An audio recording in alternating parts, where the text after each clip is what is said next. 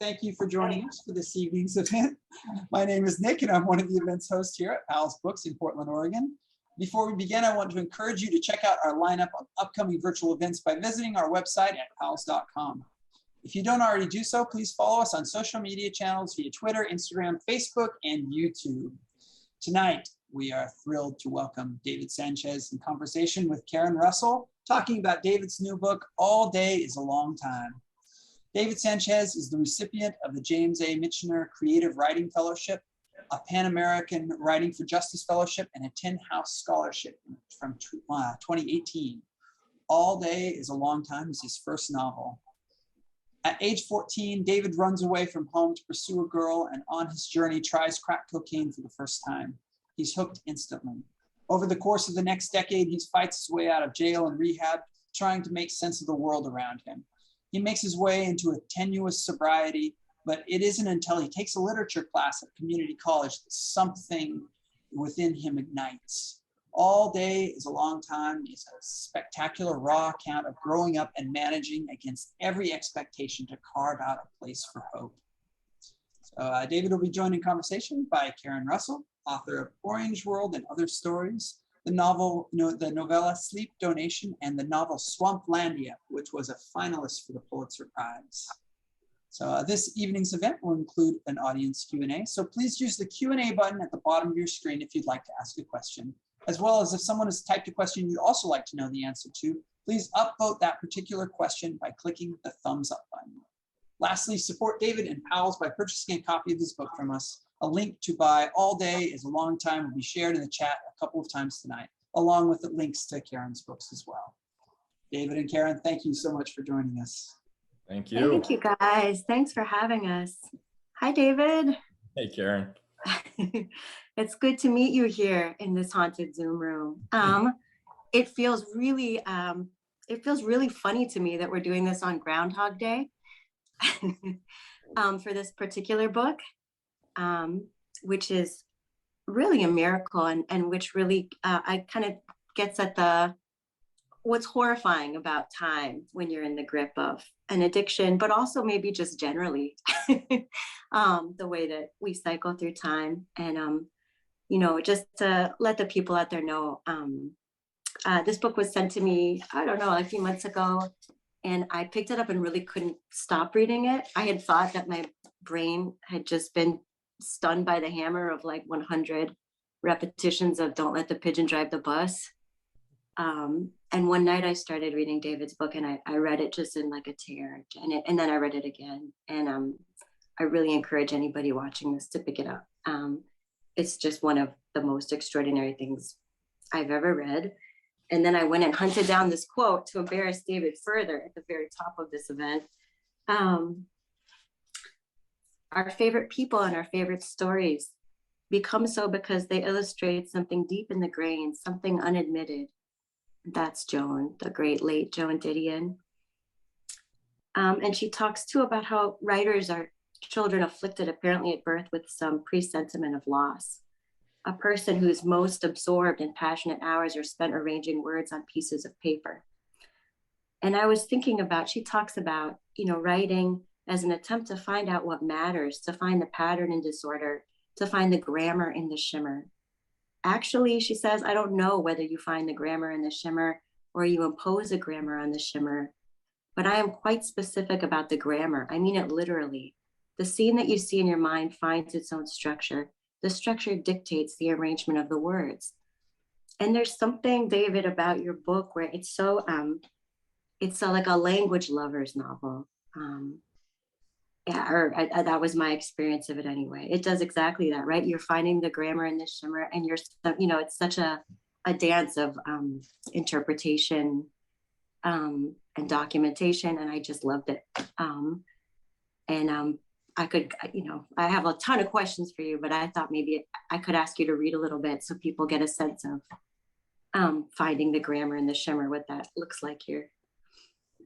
Yeah, well, thank you so much for your kind words, Karen. It was really nice to meet you on the phone last night, and extra nice to do this over Zoom. So I'm gonna read. Yeah, are you home now? Home, yeah. And home is Tampa right now, right? Home is Tampa, yeah.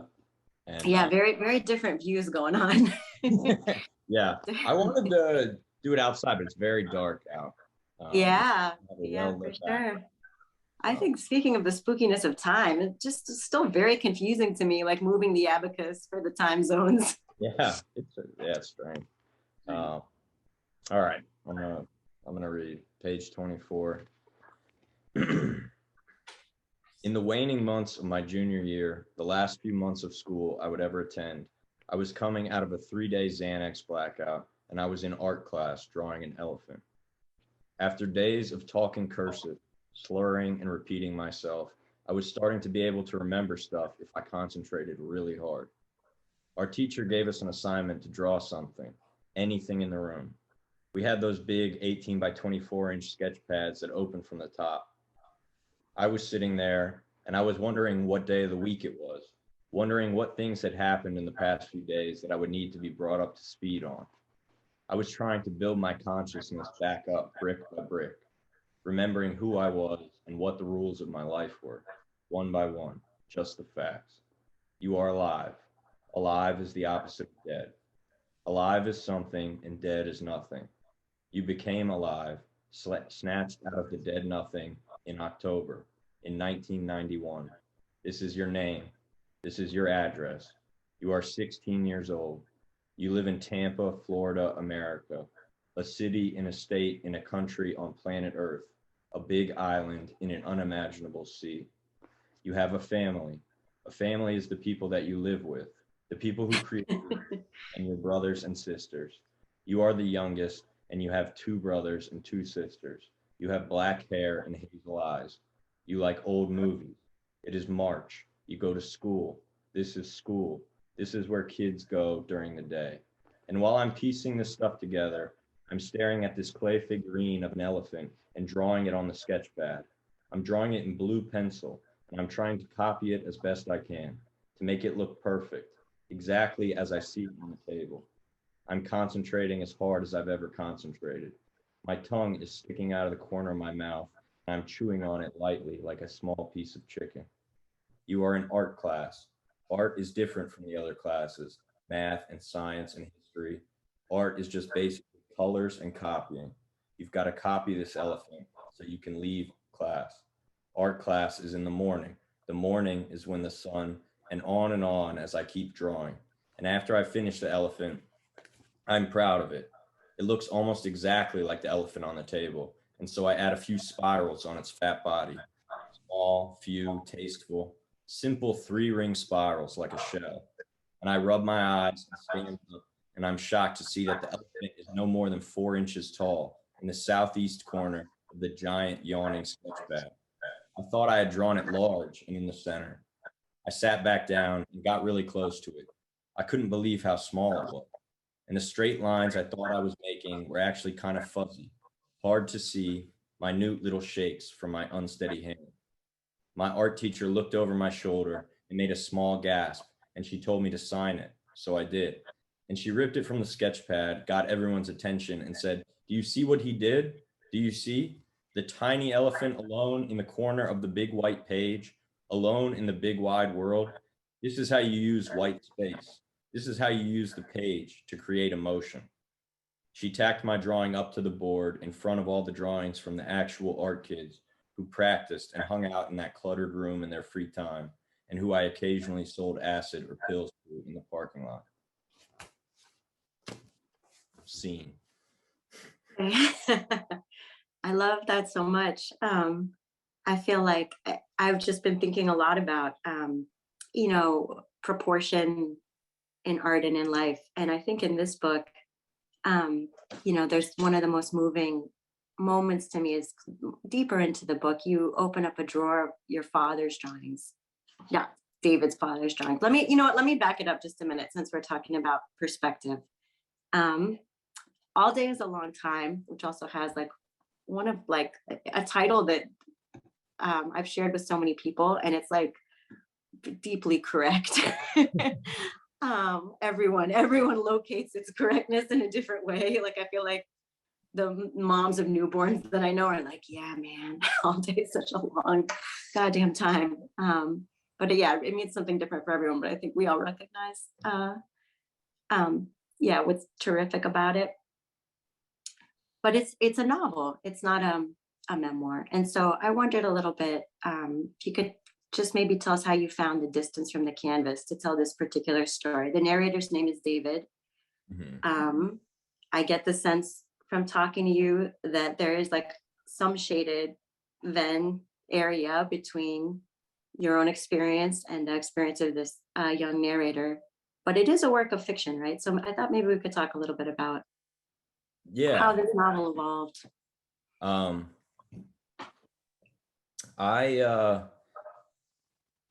I think, I mean, for a long time when I was writing it, the narrator was unnamed, and I sort of knew that felt like, I don't know, to me it didn't feel right. It felt maybe like even a little amateurish. I was like, I gotta get a name here. But then, like, was I gonna name him Kevin, or like, I don't know, just nothing felt right.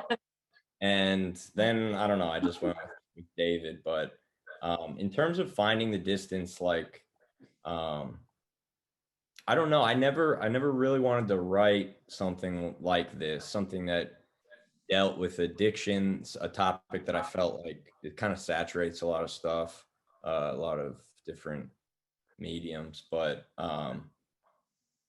once I was able to find out like what it was I wanted to write about, and once I was able to find the voice, which came relatively early on in the writing process, like then I was able to just like slip into this book and slip into the voice and slip into, like, I just knew I wanted this like contradictory, lost guy, and I wanted to just like live in the contradictions with him and follow out his like repetitive Groundhog Day of a brain. I think I love that because just the circuitry of the book can feel really kind of circular, you know, in a way that does feel mimetic of an addiction. But we're moving forward. I mean, there is a chronology, and I was thinking about that too. It can feel you're so immersed in these like exaggerated, distorted mental states. And so I think there was something that really felt true to me about that. Like sometimes the gramophone needle will skip and there'll just be a conjunction, and you're like, but you know, or you've called the same friend. Speaking of Groundhog Day, one of the funniest scenes to me in a dark and painful way is when you're informed that you've like placed this call 3 times, right? You're like, hey, can I just come stay with you for a couple weeks? And your friend's like, dude, you have been staying with me. And so David, the narrator, really traverses, there's that circularity, but we are moving forward in linear time. And I wondered, like, if you had sort of rules for yourself, because it seemed to me like you don't really, there's not like that retrospective, there's never that sort of like, then I thought, but now I see, where you're sort of like recapitulating some event to draw a really clear lesson from it or anything, right? Yeah.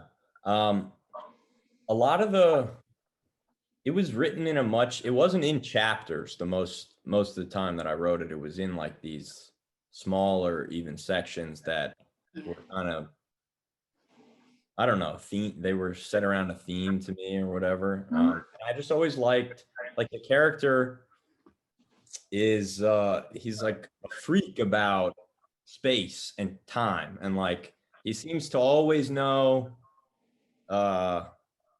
you know, his cardinal directions and how far he is from everything, and he's like very in tune with that on like a micro level, and yet like just one step above that he's lost as hell, you know. And I thought that was like I just liked playing around with that. Yeah. I think one of my favorite moments is he sort of David goes, he's hungry to go to the beach, and it's autonomous nature, right? It sort of can be overwritten by this character's projections, but there's always like this sense, I think, which was so impressive to me, that, you know, the ocean, the ecology has its own independent life, independent from the mind, you know? And then at the moments of like true lucidity, it sort of like comes into focus. I don't know, like my experience was very visual reading this, of like something clicking into focus, and everything is right sized, right? And then there's those moments like the elephant where you're like, uh-oh, we are in Alice in Wonderland, you know, we're that kind of vertigo, the rabbit hole vertigo. But what was so impressive to me was like keeping that sense that there is a real world that's independent of this character's at times very surreal experience of it. Yeah. And I myself had like a elephant moment, you know, writing the thing where I mean, we were just talking about this, where like it took me years and I was writing it for such a long time. And then it's such a short book or whatever. It's just a little guy. I thought it was, Yes. I was staring at it all day. Oh, I know it. And what's funny you mentioned that, because there's this moment where, you know, I also really love like the character in some of these states. It's almost like you're like surfing right on the edge of sense. And this has been, you know, like I just really related to these times where it's sort of like, it's like an epiphany that does feel genuinely profound, or it's a true insight, but it's sort of like skittering on the edge of like incoherence, you know, like it's right. Yeah. I'm not explaining this well. You guys will have to read the book, but yeah, there's this moment where the character David is talking about the Bible as a book that feels more true because it is so contradictory and stitched together. And that somehow the contradictions are, it's not the moments where you kind of connect the dots too neatly. It's this Frankenstein patchwork that's passed down the ages that registers as true to this character. And then he starts imagining like how much more, you know, like this book would read as true. Someone should be working right now, stripping the covers off of every book that was ever written in every part of the world, sewing all the pages together until you have one giant thing miles long, and that should be the real Bible. And this book would be a record and a map, a shallow signifier and a deep repository all in one. It would assert nothing and everything. It would eliminate the violence of the oar, that butcher's cleaver, separating the loins from the ribs, from the flanks, from the breasts, cutting life into digestibility. The book would digest the reader. And in this horizontal library spread out across the world times over, you would approach the text like a trough and read what is in front of you, just what is there. No logic with which to search out an author or a title. You just walk up and look down. This inventory, I thought, was the key to me understanding myself. So this character has been working on a 4th step inventory for his AA sponsor. And there's this sort of rhythm happens again and again in the book, and I loved it. It's this sort of dilation where the prose just swells, and it feels like it's swallowing the world. It feels like some thirsty lake that's just going to reflect and hold everything. And then you'll collapse it again. And in this instance, the collapse happens when the sponsor's like, yeah, burn that shit. And anyway, not to super digress, but I was thinking about, I mean, you're talking about a Bible, you know, that then becomes a book that's like some Borgesian text that would illuminate and contain the whole world. But all books are kind of like these hungry succubi, aren't they? Yeah. Are there parallels, I guess? You know, I sometimes feel like there's a kind, you know, any reason that I give for why I write is sort of secondary to this compulsion to write, just personally. And I wondered a little bit about finding a balance between kind of like the solitude that you need and the time you need to write a book like this one.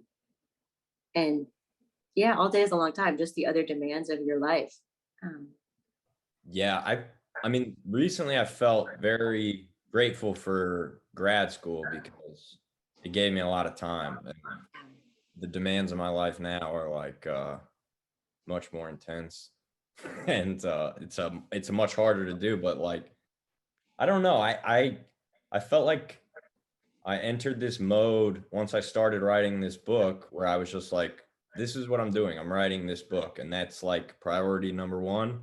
Yeah. And everything else kind of, I can get kind of myopic in that way. Yeah. but it's sort of, you sort of have to be, I think, Yeah. that's always been in a way that can feel sort of selfish at times, you Yeah. know, or tough to keep in check. Anyway, I was thinking that reading this, that there is like, it is a little bit like a sinkhole. It really will sort of like, I think a book really will like swallow your house if you let it, you know. You know, I think that a lot of the descriptions of this book, sort of the capsule summary too, talk about the life-saving power of books for this character. I was going to ask you about that a little bit, sort of like the library books you place on the shelf of this character. Yeah. And sort of if those were also references for you writing it, or why it felt maybe important to have, to invite those dead voices into this composition. Yeah, I mean, I knew my character was gonna, I liked the idea of him being stuck, he like is in a way addicted to reading, but without any, no peers, no teacher, like he can only go backwards. Because all the books that are referenced by the books he's reading, they just move backwards in time or whatever. And so he's stuck and going the wrong direction. And I don't know, I mean, for me, like, I've always loved to read. I did not always love to write. I didn't know that was something I really wanted to do or anything like that. And yeah, so it was reading first for me. But I also like, you know, the jacket talks about this redemptive power of literature, but it's also something that kind of keeps this character stuck, is the reading. And Yeah. he had to go burn his horizontal library, and he had to go meet other people. I think. Yeah. Is I remember hearing a professor of mine who would go on these like beautiful disquisitions about the human mind and sort of like the miracle that was a human mind, sort of, you know, evolving out of like the void. This something that could like mirror infinity, you know, and it was gorgeous to hear her. But then sometimes at the end of class, you'd be like, oh, not your mind. Like, I gotta get to my car, like beep beep. Yeah. And I think there can be that. I loved books because I was a really anxious kid, and it was such a safe intimacy. Yeah. And then it is a little difficult sometimes to get cast back into the sea of, yeah, messy, unpredictable people. One of the things I really loved about this book is that the library feels like this serene brain. And part of that is the air conditioning. I don't know if you can talk a little bit about how the library, like I think a Florida child's experience of a library is so different than any other child's. Yeah. Because you only have that mind of winter in the library. Anywhere else you go, you're like a rotting mango, you know, it's so hot. So hot, man. At least now it's not hot. But yeah, the library's got AC. So it's a good place to hang out. And I mean, you know, tomorrow morning, there will be a bunch of guys in the library hanging out because it's a temperature controlled environment. Oh yeah. Yeah, I think it's like such a visceral, I was just moving into like the airlock. Yeah. And having they always seem to have like double doors. Like it's true. They're like not gonna let you. But I really sort of like that, moving from like kind of the fixity of like flat language on paper into sort of just the messiness of time again. Mm-hmm. I really felt that in this in these sections. And I also sort of love, I really did key into, I mean, it's true, there is the redemptive power of literature, but also like, it's not like this character is immediately saved, right? I mean, there are definitely sections where he's like on a bender, you know, like jacking off in the library. So it's not all, you know, it's not all an escalator to sobriety. Like there's some detours on the way. Yeah. And did that, I guess that I wanted to ask you too, you know, I think there are some sort of cliche ideas people have of what an addiction to recovery narrative looks like. And I was even thinking about Requiem for a Dream, which is sort of sequential, and you do this sort of like euphoric, it moves through the seasons. And I wondered what you hope to, or what, I guess if there were certain cliches you were writing against, or what you wanted to show in this book that maybe a film just can't communicate. Yeah, I mean, for a long time writing it, I didn't know that if I was gonna have the character like have a happy ending or not. Yeah.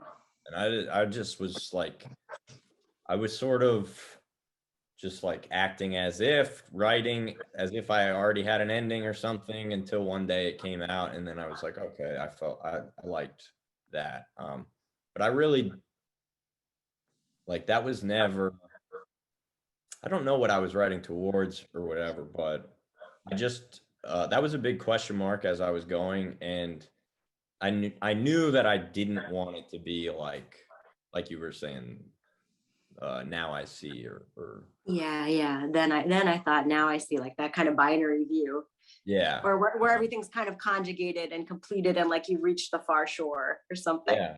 And I mean, life is just full of false starts, and yeah, I don't know, missing the gun. Yeah.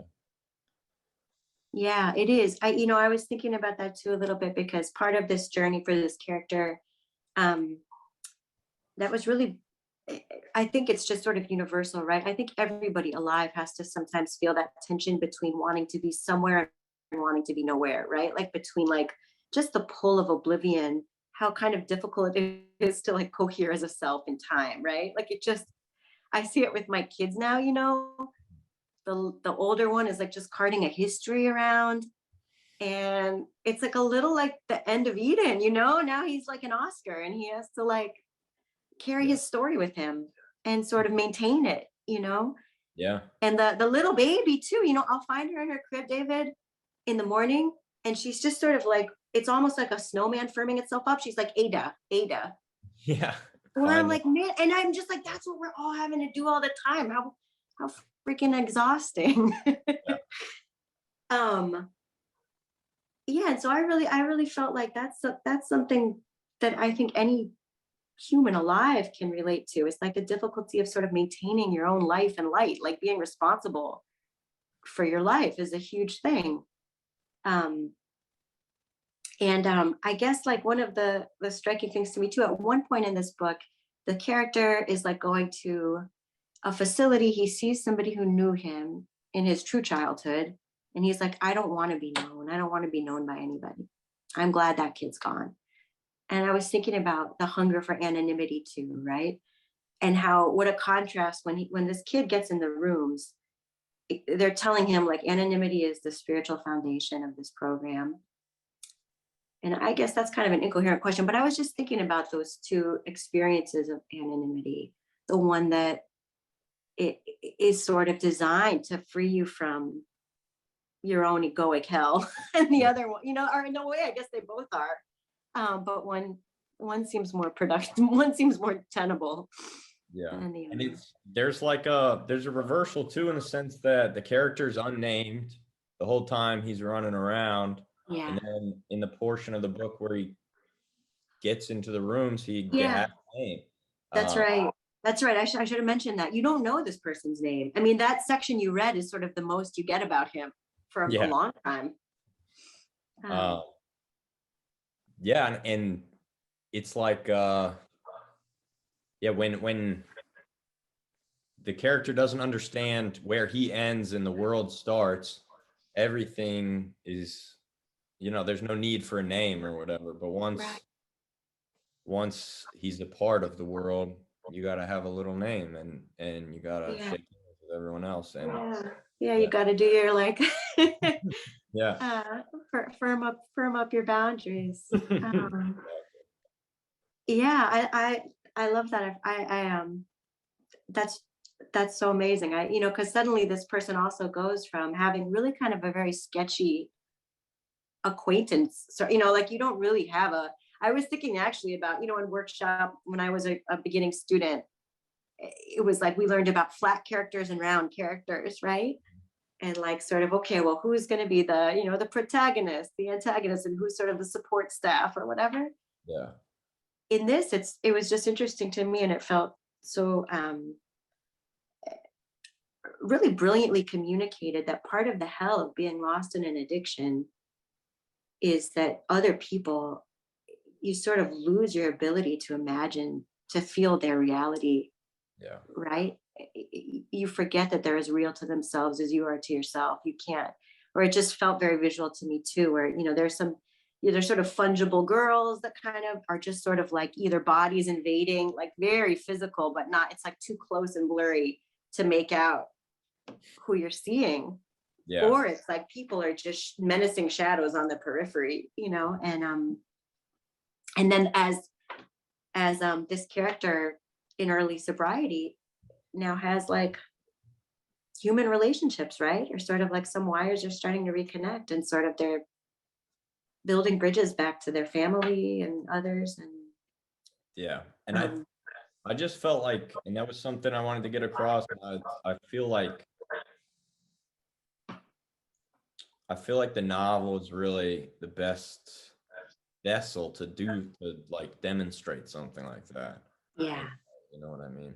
yes, yeah, absolutely. And it's those internal shifts that you really, I don't know how you would do it like in a movie, right? You wouldn't like blur out the mom's face and then bring it back. I mean, I guess you could do it very badly, but there's something amazing about even there was this section that I just kept reading because I felt like I learned so much from it, where you sort of move from the real beach and then into this interior experience that's just like populous with seething, teeming life from the sea. And I think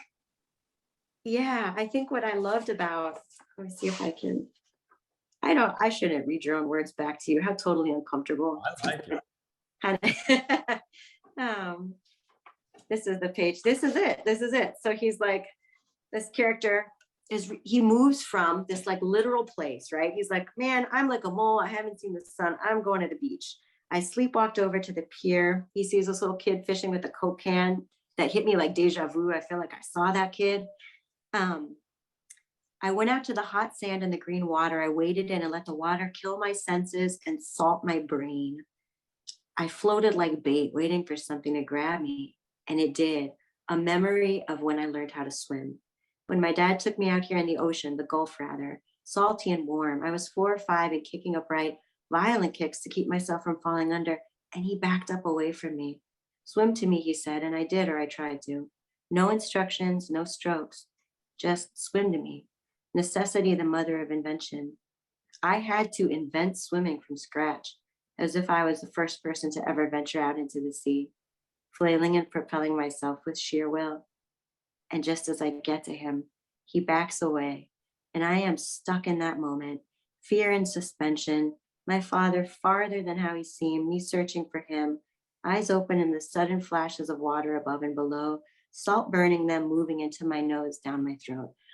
Something about being stuck there, and you are too as a reader, you know, I just, this most primal feeling of, and felt really like subtly done. There's nothing heavy about it, but you've been reading about this character lost for so long, and that wheeling feeling, trying to find, having to invent swimming.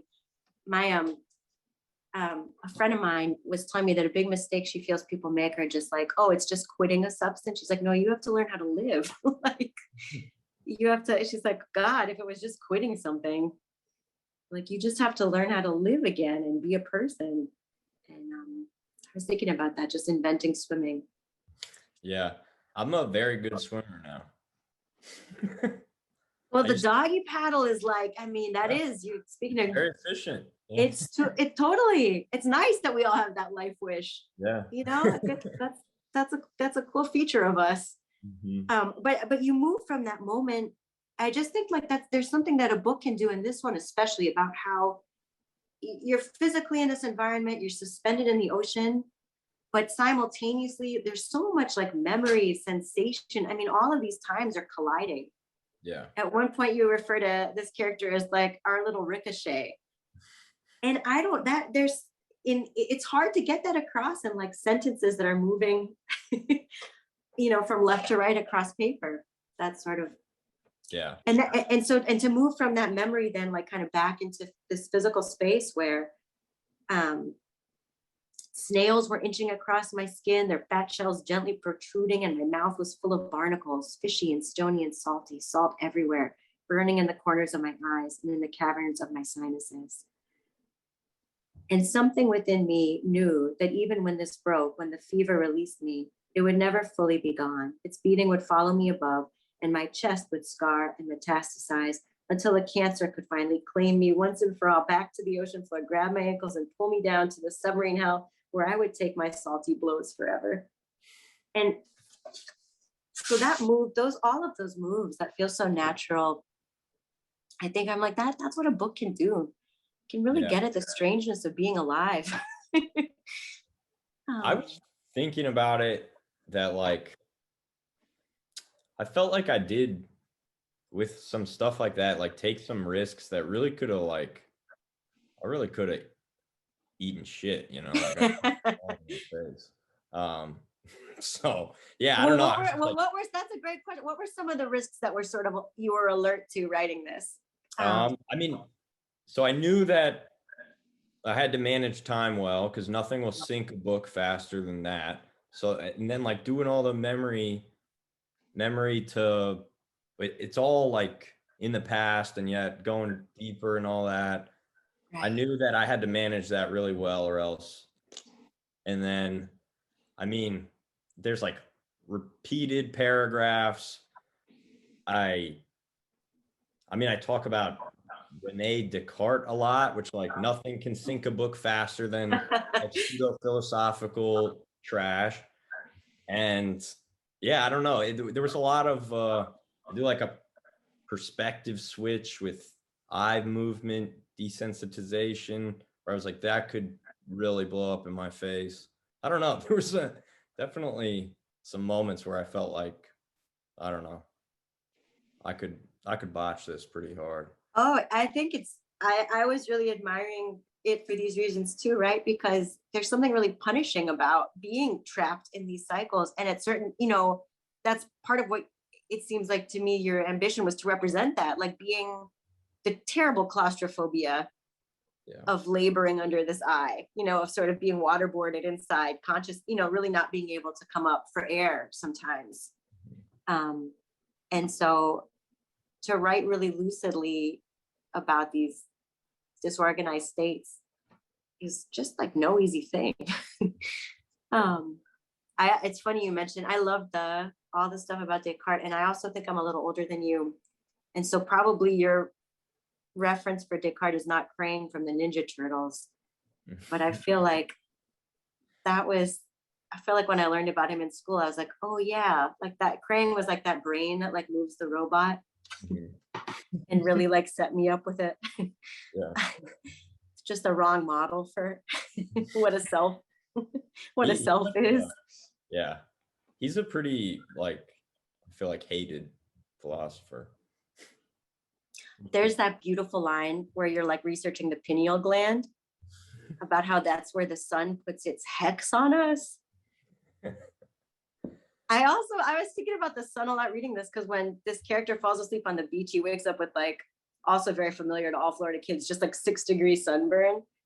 Yeah. And you really I was like, man, that sun is just like graffitiing bodies. You can't really let your guard down. It's going to autograph your face. But just like the heat as a substrate too, just like the way that Florida's really felt like a character to me here. And I wondered actually, I wondered about if the book was always going to be set sort of moving around, sort of orbiting Tampa. Yeah, I mean, that's just like the place I'm most familiar with, and it's always seemed very beautiful to me and very strange. And yeah, that sun, the magnifying glass on the ant or whatever, it just like gets everything going fast and bouncing around. Yeah. With a lot of energy, I feel like. Yeah. I think there's like this dangerous sense too sometimes, because we're not sort of like moving now I live in Portland, where it's just a whole different way of inhabiting time. Yeah. And you sort of are forced to cycle through. And in Florida, sometimes it could feel like this eternal happy hour to me living there, in a dangerous way, where it can feel like summery purgatory. Yeah, I mean, it's 9 straight months of hot weather or whatever. Yeah. And I do think those sight lines, the water gets inside you. Yep. I know I told you this when we talked, but really the rhythms of this book too felt to me like surfacing and having some more lucid apprehension, and then getting kind of pulled by some riptide. I gotta let the other people ask their questions. This is a big one, David. I'm sorry to end with this very difficult one. I feel like in any fiction workshop I've ever been in as a student or taught, agency is always coming up. People talk a lot about, desire as sort of the mover of plot. And sometimes I feel like we can do our fiction a disservice by being sort of reductive about that, and just sort of like, the free will determinism debate doesn't really happen, I think, in many creative writing classrooms, but it should. Yeah. Because I think that it feels pretty fundamental to how you tell a story. And I wondered a little bit about, so now you've written this gorgeous book. Has it changed the way you think about human agency at all?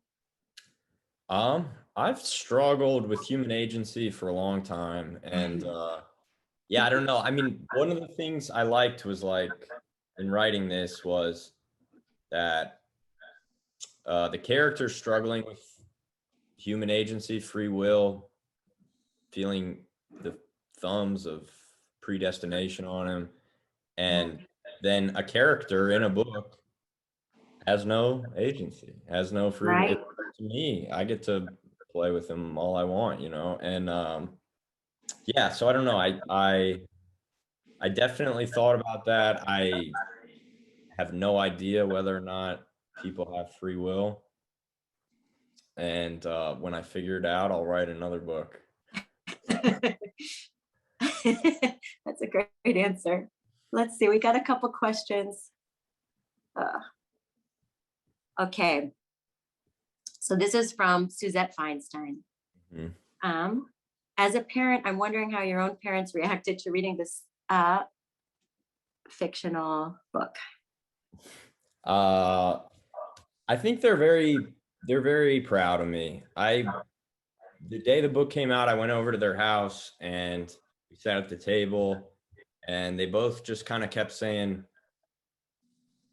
"We were worried you were never gonna get your GED." That's what they kept saying. "We thought you would never get your GED," and now I had a book come out. I think they're both very proud of me. How much they like the book, I don't know. I can't answer that. But I love them very much, and I believe they know that. And I think they love me too.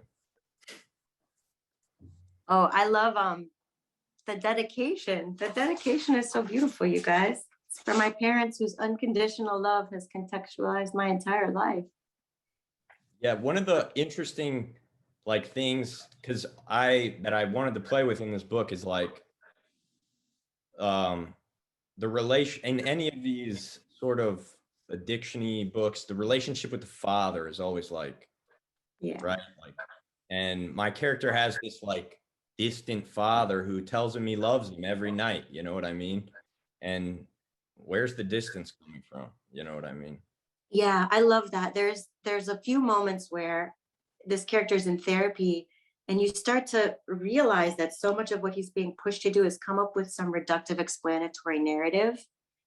And in the end, I mean, I love, there's a lot of kind of self-interrogation in this, and also just some of our uncritical assumptions about what healing looks like, right? Or what an addiction journey has to look like. Where it's sort of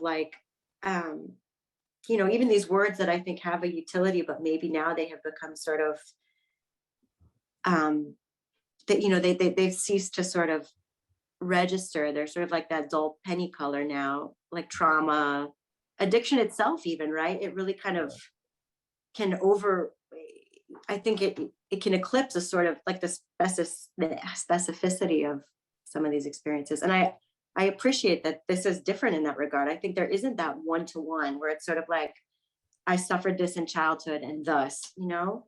Yeah. There's a lot of open questions. And there's a lot of love in this family. You feel that. Let's see. I'm sorry, there's got to be a better way for me to get these chat questions. I feel like that, remember that like Michael Jackson movie that played at Epcot Center where like everything was 3D? I do not, but it's I date myself. It's okay. It's all right. I want to lose sleep over it, but I'm sorry. Let me see. Hold on one second. See what I mean? Okay. Just appreciation message. I love this necessary book and all the relationships it revolves around, from Threya. That's very nice. It is very nice. Hi, Threya. It is a funny thing, I think, when your friends can read what you've been working on. Yeah. And it's kind of a relief, right? I mean, I think there's that Jack Nicholson, like The Shining stretch where it's just unclear what you're doing to many people. Yeah. It really felt that way. I mean, I think it felt that way to my family too, where like, Yeah. I mean, I'm not one to like send the stuff I'm working on out, whatever, like, oh, I would love some feedback on this. So yeah, I think for most of the people that knew me and cared about me, they were just like, what the hell has he been up to all this time? But I was Right. really. Yeah. Yeah. It's funny. It's tougher to dramatize. I mean, I know that in this book, this character, his grandfather was responsible for all this real architecture, right? And sort of praise to the god of straight lines. And I was thinking about, just curious to know myself, like in what ways writing a book is not like building a structure, right? Like a physical dimensional structure. Yeah. Yeah, I mean, I do feel like it's like anything where attention to detail will get you a long way, and like Yeah. it's just something to get sucked into, the same way that building something physical is. But like, I mean, I felt like I could have done this. Like, there's a version of me that's still working on this novel. You know what I mean? Still making it different, and I don't know. There's no finish line. Yeah. Yeah. I totally feel that way. I think whatever I thought finishing would feel like, it just more felt like, you know, this is my, but just like bumping your head on like the low ceiling of what you can do, and or just being so, it's like some Shawshank Redemption feeling. I'd be like, okay, I locked myself out of that house. Mm-hmm. Hopefully other people think it's a house. Yeah. But even that seems uncertain. Let me see if yeah, okay. I'm very interested in hearing about your struggles with writing this book, and what you're working on now. So now I am working on it's a good segue. I work in construction and I'm writing about that, and I will be looking into the differences between writing and building. Yeah. There's a lot of similarities, but there's just a lot different. But I don't know. They seem to, I don't know. One's socially or societally useful, and the other. Totally. That's what I was thinking. I was like, oh my God, it must be so satisfying to see like real foundations laid, instead of being like, cool, I just deleted 3 bad paragraphs. That's my own projection. Yeah, I mean, and yeah, I just feel like I don't know. There's plans. I mean, I'm not an architect or anything. You get plans, like architects and engineers have these sets of plans and they tell you what to do. And so yeah, it's different than looking at the blank page or whatever and just going, all right, there's infinity books. Like, what is mine gonna look like? Yeah. Yeah. I was thinking though, David, because it feels to me, I could be wrong. I just felt, I was like, this guy feels like such a sentence freak to me. And I wondered if like you had to get the sound of it right before you could move forward. Because speaking of proportion, I mean, there really is this like amazing, the music, like the sound and the sense of it feel really in proportion to me. When I have like a troublesome paragraph, I do scansion on it to like just try and get a look at what I feel like is going on and why I'm messing up. Yeah. That's a tip. That's my tip. I like doing it. It's also like, it's kind of, there's something cool about just like watching the words disappear. Yeah. Just seeing the little dashes. Totally. Because it is like scoring music for a stranger's brain. It's a really beautiful, weird thing. Yeah. I was thinking that there's like this hilarious section where this character's forced to dance to Richard Simmons. That's somehow what we as a species have like come up with. Like it just also sort of the mismatch between like the difficulty and the like the remedies presented. There's a real dark comedy there for me anyway. Like, is that? Yeah. And this character has a great line about sort of like these people, these therapists and doctors.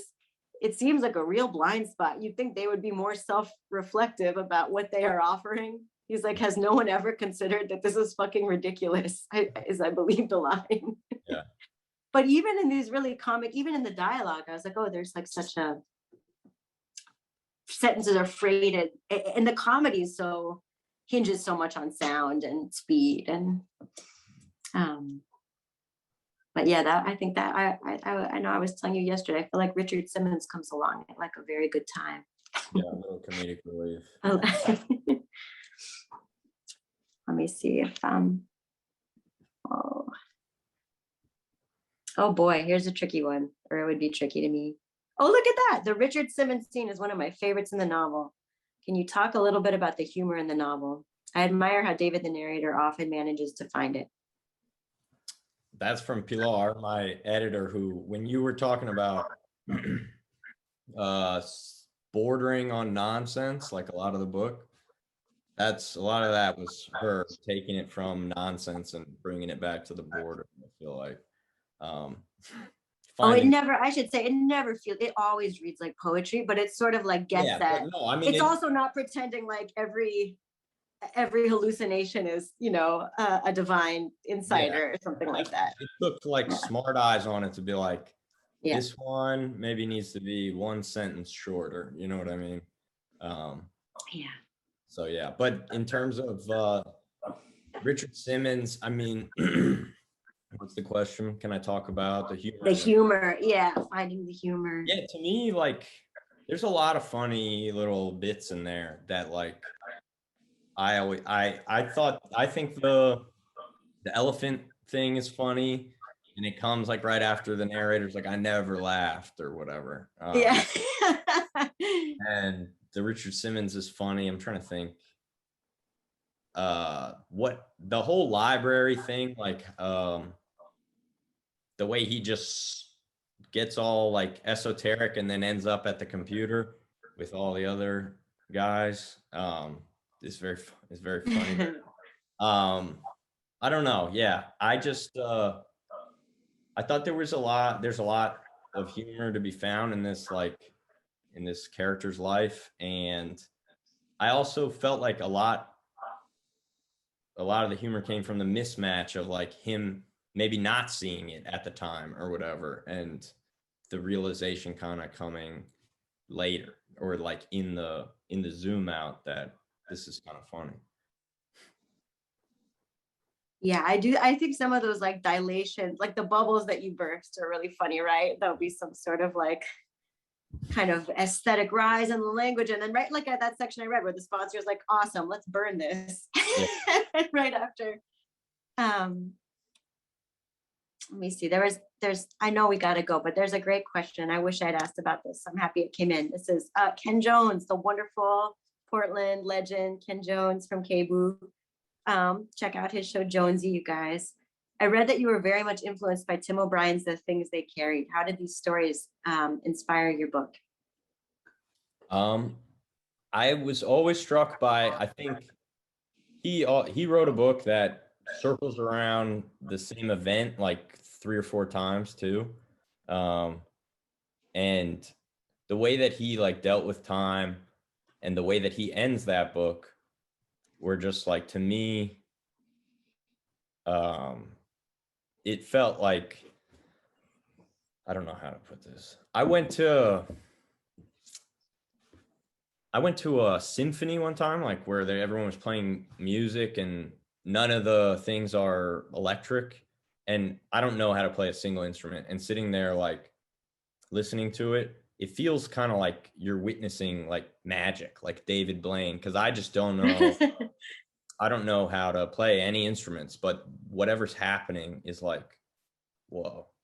And I had that feeling when I was reading The Things They Carried, and the way that he ends that book with the ice skating, it was one of those things where I was like, this feels like magic. Like this feels like a skill that like is borderline supernatural. And so I read the book a zillion times to try and figure it out, because all the magic is sleight of hand or whatever. David Blaine does not have real powers. I love How to Tell a True War Story, and I thought about that when I was reading this, because there's a way. I felt like he was so aware. He's so aware of the way that like war stories are told and then like used in a broader context, and like the cliche of it and the question of truth at the center of it. And in a way, I felt similarly with addiction fiction. Yeah. When it goes with war fiction in that sense, where it's like, it's one of those, like you were saying, it's one of these words that is used to blot out nuance or whatever, war and Right. whatever. Right. And in a funny way, and sometimes, depending on the story, I feel like you just end up valorizing the thing that you think you're critiquing, or you hold it up like, and you see the way those narratives are used in the most heinous, coercive ways. And I think with this book, I really felt that too. There's no glamour here. It's not glamorizing what addiction feels like. And I also feel like it's not desolate either. It's like, right. I don't know. Right. There's like still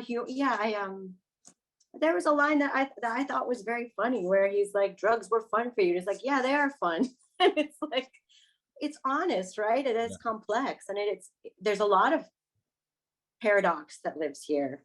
Mm-hmm. Let's see. I think, shoot, David, I'm sad. I don't want to get cast back into, a day is a long time. Look what's happened since we've been talking. I know. Let's see. There was one more question, and then I think I gotta.